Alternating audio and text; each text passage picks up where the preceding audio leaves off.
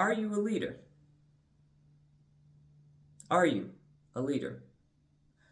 I have been in leadership positions since I was 15 years old, so that puts me at about 36 years in leadership. And I have had a wonderful ride on my leadership journey. And I wrote my book, Real Leaders Wear Pink, for the following reason. When I was a second lieutenant in the Army in Korea in June of 1996, I read Colin Powell's book and I thought, oh my goodness, he made it all the way up. And I want to do the same thing.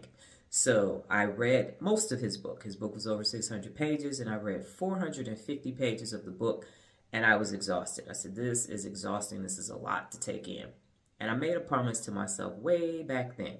If I ever wrote a book about leadership, it was going to be simple, because leadership needs to be simple. And so my book, Real Leaders Wear Pink, is very simple. My daughter has been reading my book since she was in the 5th grade.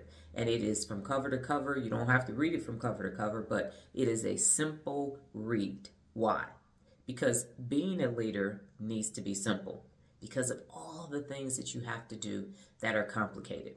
Now, when I was a squad leader in ROTC in high school, I had a totally different definition of leadership. Oh, I thought yelling and cussing and demeaning and berating people was the answer. And after my squad was taken from me and I was demoted, I found out that's not leadership. And the beauty of leadership is there's so many different ways to lead and leadership styles and so many types of leaders. And the best part is that you get to decide for yourself. I tell people all the time, whether you believe it or not, you are a leader. And they'll say, oh no, Dr. Donna, I'm not in charge at work. I don't have anything to do with leadership. And yes, you are. My mantra for my book is anyone can lead, from the PTA to the boardroom. But here's something even more simpler than that. You are the leader and the CEO of Me Incorporated, yourself. That's where leadership begins, is with you, yourself personally. You are, in fact, a leader because you are leading your life. People in positions of power and authority don't want you to have that information. They don't want you to believe that you are a leader, because leaders take control of situations. They empower others. They treat people with dignity and respect, and they're visionaries. So if I am just a mere manager, even though I'm in a position of power and authority, and you become a leader, then you're going to do more than me. You're going to change situations. You're going to make things better. And managers don't want that to happen. So what is the difference between a manager and a leader? A manager manages the day-to-day. You come to school, the teachers give you work. The principal manages the school. You go to work, the work is given to you, the work is completed, and you move on. And managers can't be leaders, but leaders can lead and manage. Leaders are visionary. We empower people. We are future focused, and we teach people how to become their best. That's it in a nutshell. Now, my doctorate is in organizational leadership, and my dissertation was on the path goal theory. And the process was that leadership is situationally dependent. And if you just lead one way, you're always going to get that one result. But when you use your leadership skills for different situations, you find that you're getting a different result. Now, there are people who don't realize that everything is a leadership position. If you are a parent, you are in a leadership position. If you are an older sibling, you are in a leadership position. If you are a teacher, an assistant teacher, a coach, an assistant coach, a manager, an assistant manager, everybody is a leader. And everything that you do needs to be anchored in leadership. When my daughter was younger, we had a conversation about leadership at the dinner table one day. And I was asking her, well, why doesn't she want to be a leader? And she said, because leaders are responsible for everything that goes wrong. And I don't want to do that. I don't want to be responsible when people do something wrong and now I'm the person that's going to be blamed. That's not true. That's not leadership. That is unaccountable people looking for a scapegoat. And everybody in my immediate family and even to my extended family has limited their leadership in their positions where they work and in everything in their life because they have decided that same premise. It's not actually true. When you are a leader, you take on the role of, I'm the CEO of Me Incorporated, and I'm going to take care of everybody that's around me. One of the things that I talk about in my book is that leaders lead by example, but we're also willing to follow someone else. My daughter's business is very complicated. The talent came from my father and my ex-husband, and so I don't have that skill set that she has. When we are at appointments and people ask me questions, I point them to her. I say, she's in charge. I don't know. You have to talk to her. She is the one. Now, did I mentor and develop her into the leader that she is in her business? Absolutely. But the technical skills, I don't have those skills, and I know that. So even though I am her mother and I am Dr. Donna, and I know a lot, when we are at appointments, she's making the calls. She determines how things go. She schedules appointments and all of that because it's her business. And now and when people see us working together, they think I'm her sister or aunt. They never think mother because they're just like, how would a mother and daughter work this well together? And it's simple because I am following her in her business. It is her business. It's not my business. I have my own business. And so we listen to her.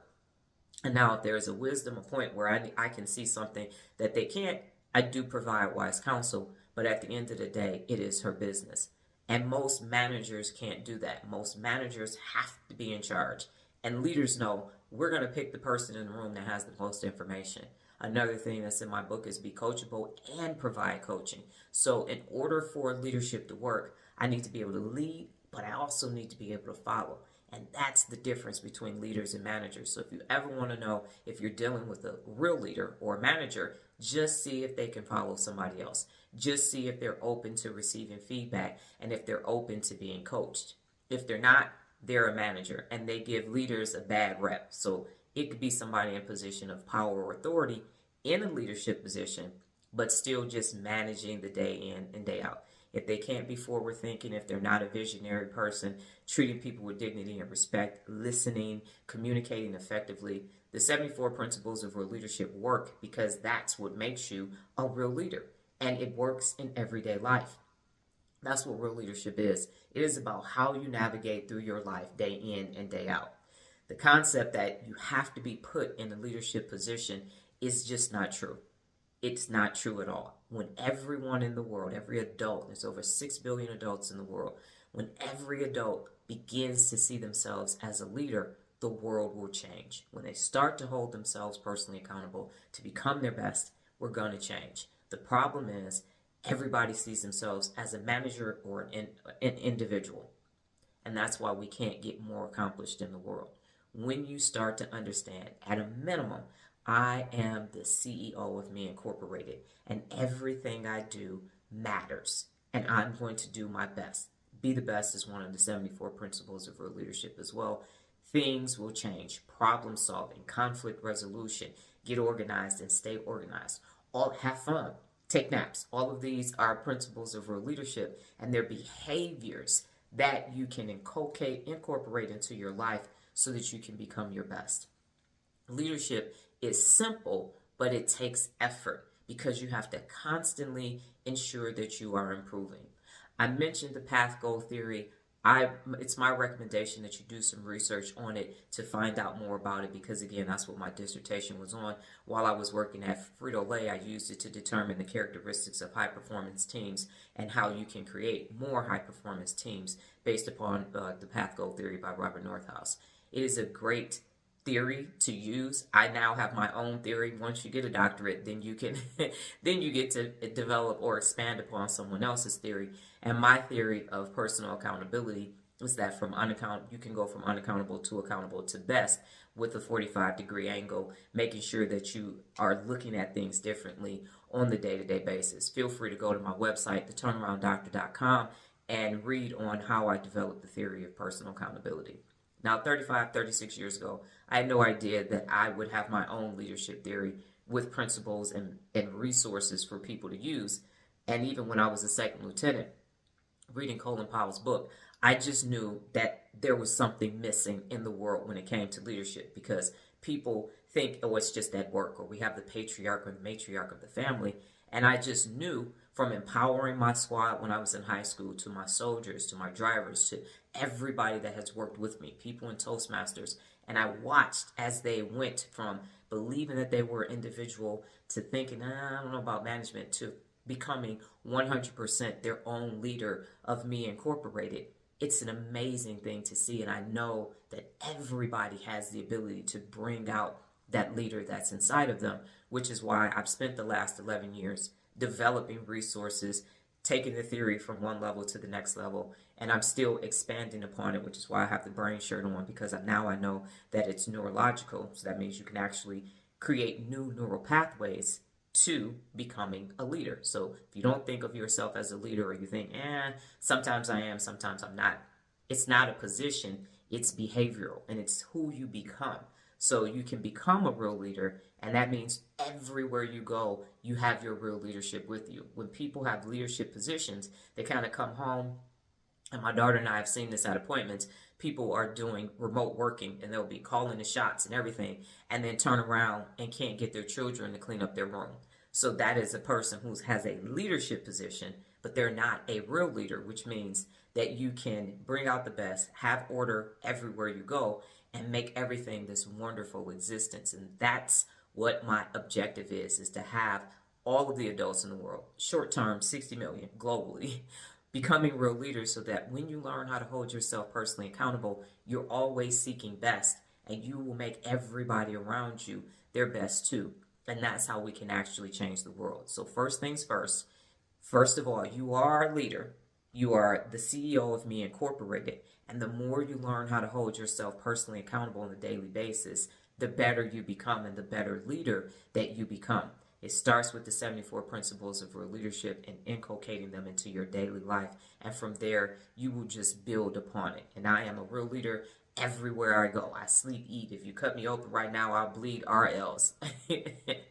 Don't do that. But that's the whole point. And yes, is my daughter a real leader now? Yes. Once she understood that her definition of leadership was not actually the definition of a real leader, she mentors people. She has helped so many people. We've had over 2,000 completed projects, because it is about being your best. It is about presenting your best to the world every day, regardless of what other people are doing. So yes, you can be a real leader. It starts with you saying, I am the CEO of Me Incorporated. And now you just do the 74 principles of real leadership, you implement them, and you create new neural pathways in your mind every single day, and you will be amazed at what you can accomplish, the amount of people that you can help and empower.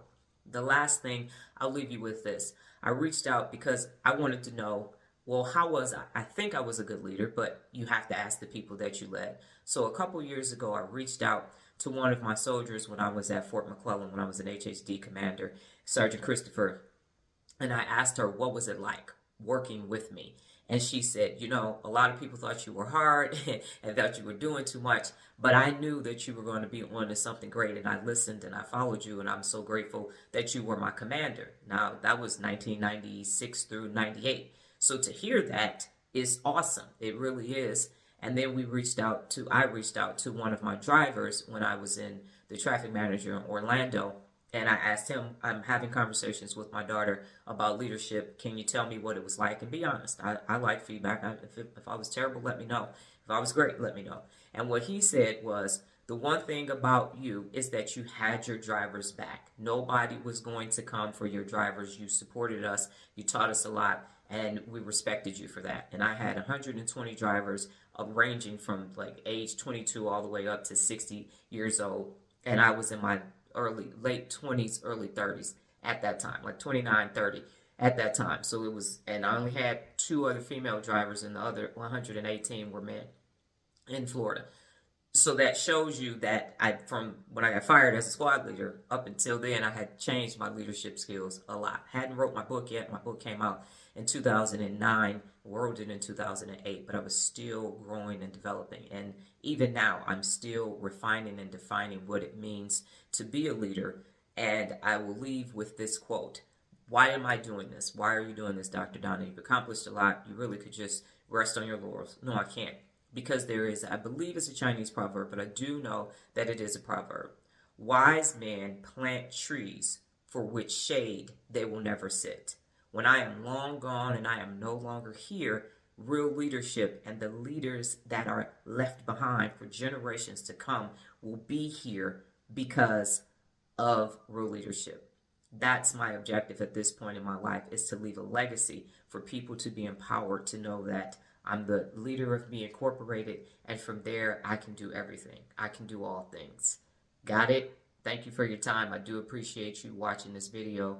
And please, oh please, oh please, start to see yourself as a leader of Me Incorporated. Got it? Good.